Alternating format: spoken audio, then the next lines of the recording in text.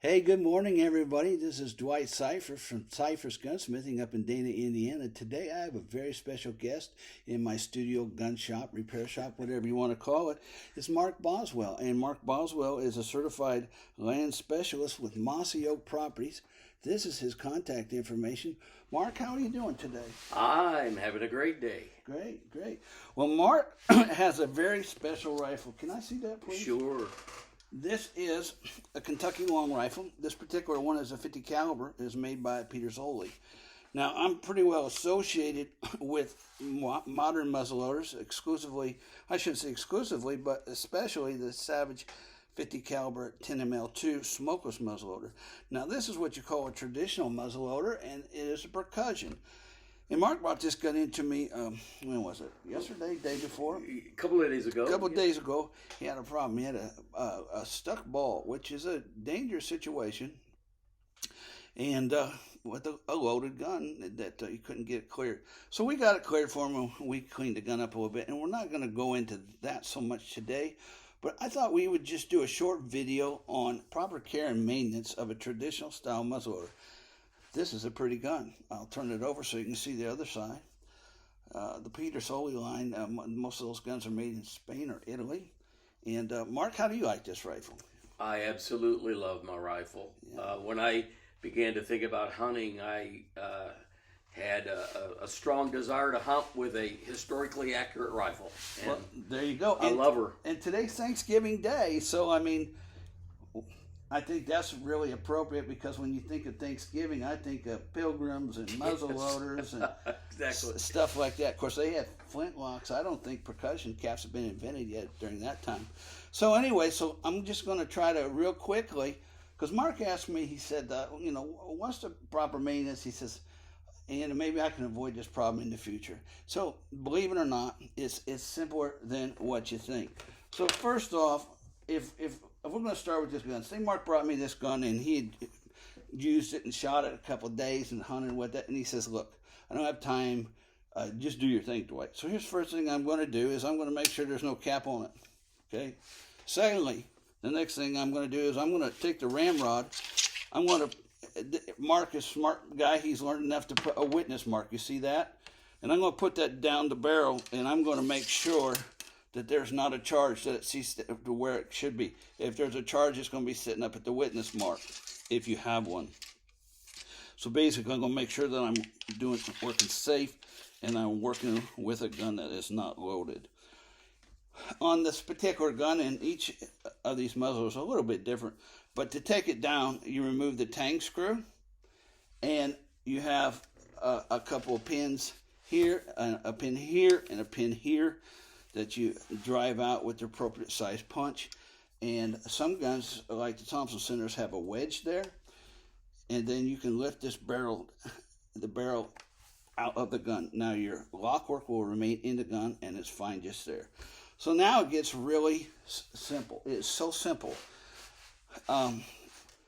Here's what you need to know. Black powder is acidic, and if you use your normal gun cleaners, you can clean it all day long, get it clean, make it look clean, but you haven't neutralized the acid, so the pH is off, and now you're going to get corrosion no matter what you do. Here's your friend right here. Dawn dishwashing detergent. Hey, a bucket about a third full of hot water as you can get it, a good dose of Dawn, and you have your cleaning solution. Unbelievable. All right, so then, now, if your gun's really dirty and the wife's not home, you put a rubber mat in the bathtub, fill it up, put it in there, and just let it soak, okay? So now you're going to take your rod, you're going to get the appropriate size patch. You're going to put the nipple down in this bucket of hot, soapy water. And you probably want to wear a glove because this barrel's going to get real hot, because what you're going to do is start working it up and down, and you're going to get a siphon going. And you're going to turn this thing into a pump, and you're going to work that hot water up and down, up and down, up and down. Now, believe it or not, you don't need a cleaning brush at this point unless there's corrosion, okay? Right. But most of the time, that's all that's necessary, because you have gunpowder, and you have Mark's shooting a lead ball with the proper size, appropriate patch, pre-glue patch. You can use, your own, but whatever your load is, the bottom line is you're not having bullet to bore contact, okay? You've got linen contacting the bore. You've got gunpowder contacting the bore. So a brush is not really necessary. You're just trying to get out the organic residue, carbon left over from the shot, and neutralize it. Up and down with a couple clean patches till it's running clean for you. Great. Now, if you want to, at that point, if you can switch over to some hot water, rinse it. Okay. I like to then take it over to the air hose, blow it out. If you don't have an air hose, fine. You can turn it upside down. You can put some clean patches in it, dry patches, but dry it off as best as you can. Now at this point, I like to let it sit a minute. Okay, I'm going to let it sit a minute. And I'm going to go over here to the lock work. And it's nice if you've got a nipple wrench, you can remove your nipple while this is happening, and you can put it in some just hot soapy water and let it soak. But if you don't, you're going to get it clean while we're doing this. But then you come over here to your lock work and you just take some patches and you just wipe it out with that hot soapy water. Use some Q-tips, whatever, and you just want it till it gets clean, okay? And then it's simple. It's not. Hey, the pioneers did this long before you could go to Walmart and buy black powder cleaning stuff. Exactly. And this is effective. I don't know of anything more effective. Now, while we're on it, there's, like I said, I mess with these Savage smokeless muzzleloaders, but I have a lot of customers that shoot modern inlines, and they shoot 777 pellets or Pyrex. This is your friend when it comes to 777. This is just a generic foaming hand soap refills that you can buy at Walmart and any place else. You can spend the money on the fancy cleaners, but I'm telling you right now, for 777, it just works amazing. Okay, and now you're not going to shoot 777 in a gun like this. You're going to shoot this in some more like a CVA V2 or a Wolf or Optima, something like that. So, anyways, get back to this gun. So we've got it all clean now at this point. We're going to get it nice and dry. Okay, nice and dry. And then after it's nice and dry, we're just going to go back over it. And I just like Remington oil wipes and a little bit of Rem oil. And I give it a good wipe down with oil. Okay, good wipe down with oil. Inside the barrel, run a patch up there. I'm not worried about getting too much oil on. I'm not putting the gun back together yet, all right? Now I like to let it set, go in the house, eat supper, take a nap, okay? Tomorrow I like to come out, and here's why. Because the carbon and anything like that, it just seems like it gets in the metal and then it oozes back out. And matter of fact, in the Marine Corps, the rule of small arms cleaning is you got to clean your weapon 3 days in a row because of that. And I don't think it's really necessary. Well, matter of fact, I know it's not. But it's just tradition that's been passed down over the years because of black powder guns. Right. So anyways, the next day, now you're going to wipe the gun down again, anything that you missed, okay? Fine. It's not going to rust because you've got it all off. Put it back together. Now, if you want to shine, you know how shiny his gun is, okay? Yes. Mark really likes his gun, and I knew he was going to make this video, so I wanted to kind of make it a little special. A simple thing, you can use flits. Now if your brass is really corroded, but then you can use this stuff called Neverdull, okay? And all it is, you can buy it at it's just a right. jewelry polish on a linen cloth that's treated, and you can give it a rub down and polish it. So now we're all done. We're going to wipe the gun off. We're going to wipe the oil down. We're going to leave a little oil in that barrel, okay? And then, if on a black powder muzzleloader, what I like to do if it's going to sit for the next year or so, or I'm going to be hunting, and this is just my own personal thing, I'll give it a very thin coat of turtle wax. Really? Just turtle wax. Can you feel how slick that is? Absolutely. Yeah. And because what happens is that'll turn the water, and also when you set off a black powder gun, it seems like that corrosion just goes everywhere, and that's just going to protect your brass and everything, and then just polish out. And like I said, it's not rocket science. Yeah, as long as you neutralize the black powder, okay, and then you put some sort of a rust preventative on it. That's it.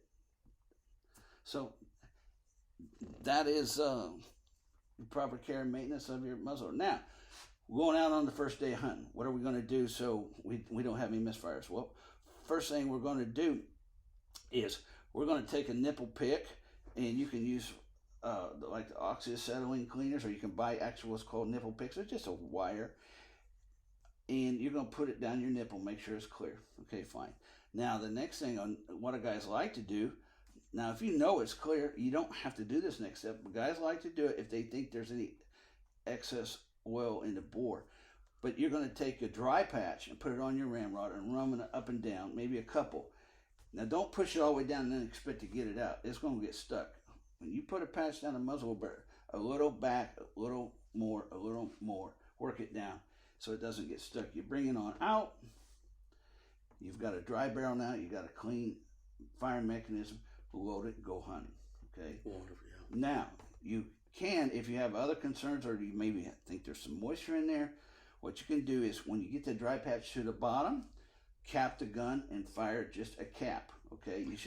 You should see your ramrod move just a little bit. Pull it out. Give it a little bit of time. Put another clean patch. Clean it. Now go back. Load your gun. Go hunting. The one thing now too, if it's raining and you're our age, you stay in the truck. Okay, all right. Got that right.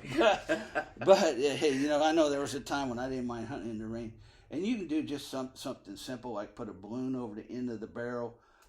You can put a piece of duct tape over the end of the barrel. You can put a baggie over your mechanism. There's a lot of things that you can do, but just protect it. And now, how long should you leave your muzzleloader loaded? Well, the key is if you've not been out where it's wet and you don't have any issues like that, because once you shoot it, you need to clean it that day. I was going to ask you that. Yeah, you do. So anyway, so you want to leave. It's in your favor to leave your gun loaded as you can, but not if you introduce condensation. That's the big deal. And the way condensation gets introduced is temperature change. So you load the gun. You go out and you hunt in 30-degree weather, you come back and you put it in a warm vehicle, you're going to introduce condensation. So if you can possibly do it, put the gun in the trunk or in the back of the truck in a case, keep it at the same temperature, ambient temperature. But I still, at that, I don't like to go more than 2 days. I may use today's charge tomorrow, but I would rather clean the gun, and that's just hunting with muzzleloaders. It's a lot of work. I want my gun to go off. When that big buck comes along, I want it to go off. I don't want it because I was too lazy to shoot and clean my gun.